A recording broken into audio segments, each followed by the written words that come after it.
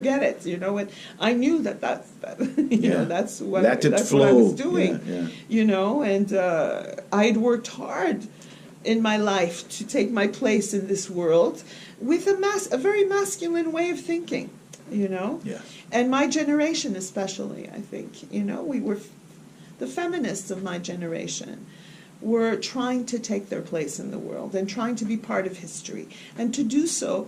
You spoke a masculine language. You learned the masculine language. We became very efficient, Yes. you know, and in our workplaces. We became very ambitious and efficient, you know. And then, you know, I'm in a context where to be creative and to discover something I don't know, I'm told, forget what you know. Okay, Yeah. just forget. Don't try and control what's happening. Yes. So that was a real challenge for me. Yes. It was a huge challenge for me. And there's this one moment where I was completely discouraged. And I said, oh, fuck it. I just didn't care anymore. And I start writing. And I start writing a play with characters. And that was my Déclenché. my entrance in performative writing. And this play lasted for several months. And all of a sudden I realized that these were parts of my psyche that were discussing things. Like a dialogue. It was a dialogue Yes. between characters, you know, there was the we looked at it. I was able to analyze it at some point, but there was the my animus, talking with my ego. There was this the soul that came in, and there was this character that was emerging called inconceivable. And this character was quite mysterious and really it really took me in another world. It was almost like something had changed in me. It conducted Yes. you through another gate. Yes, and there was this character was represented in a way, the child in me that was coming out, that was this child that's constantly renewing itself, constantly learning, that's, you know... L'étrangère. And I could never, it's interesting because she didn't have an identity, this character. Yeah, I kept forgetting her name. In the play, I kept forgetting her name, Yes. as if she could not be named. There was something about that. Anyway, this really inspired me, this scenario. And then you got involved, each time more involved. Yeah. And you end up organizing the 2016 Yeah, that was that symposium. happened that time. Yeah, that happened around that time.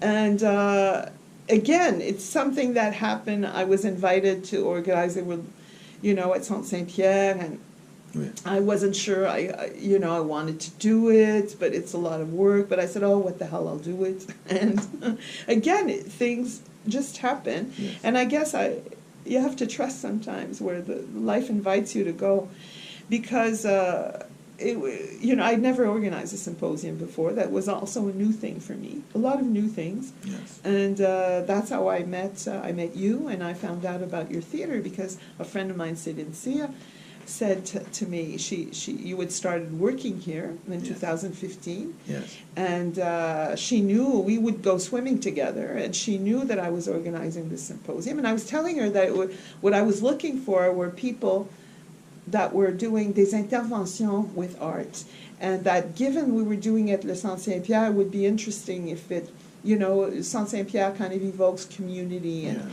you know, citoyen, and, you know, so... Popular education. And so I was looking for things in that world, and in mental health or different groups, you know, but also artistic, something, you know, les histoires de vie, narratives, something like that. Performative writing, yes, performance. performance. Yeah.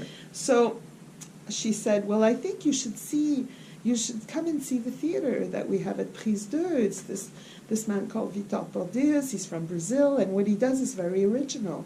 And I came, and I almost immediately I asked you to come and present at our symposium because I just loved it. I just loved what you did. Which was a very small workshop, isn't it? We were in a very beginning of everything. Yeah. And then we developed this approach. And then it started the performance, the playing. And how that happened. And then the parallels with your history, Yes. Because the first play was about Dionysius. That's right. The second play about That's Hecate. right. And you see, Dionysus was a bit like inconcevable. I was really ready for that. It was a language a metaphorical language that I was already into with the performative writing. And also Jung, there's a lot of, your vision is Jungian, mostly. And Jung, while I was working in mental health, I think it was Jungian thinkers and Jungian analysts that really saved me from becoming completely cynical. And I was member of the Jung Society, and I would really read a lot of Jungian writers because it really helped me to see suffering in a better And way. why would you become completely cynical in the mental health work? Well, because it's so cut off from from being human. It's like no one looks for meaning anymore. It's just prescribing medication, controlling symptoms or trying to, and it doesn't work well. People, many people, it doesn't affect them well. They're not, they're still, And you as a social worker would naturally have a different vision from that. Yes. Medical model, Yes. This medical model of... Yes, but I felt quite alone often, and... How was this? Well, it was hard. And when I left, I didn't want to work there anymore. I was quite burnt out when I left, Yes. And I felt powerless to find other ways. I knew that I had to nourish myself in my own way, and I think that when I was alone with the people I accompanied, I was okay. I could enter a relationship with them, and we try and make sense of things together, and that's how I like to work. But still, I was alone, It was inside the hospital, with inside, the whole team and the whole... And the whole team. Often I was the one who. I remember once when a nurse told me, "Louise, who are you working for, the hospital or the patient?" And I said, "Well, I thought we were all working for the patient." Of course, yes. But that's the way it was. There was this us and them thing, and I hated that. I hated it, So, and I didn't believe in it. And you always had feelings about the patients, and you also had insights about the patients, their problems, how to conduct them. I remember you told me recently that you had like a meeting with your staff, with your friends from the staff. And there was this psychiatrist who turned to you, "Listen, Louise, we always had disagreements and stuff. But you were right. You were right about the patients. You were right about the clinical insights that are so important in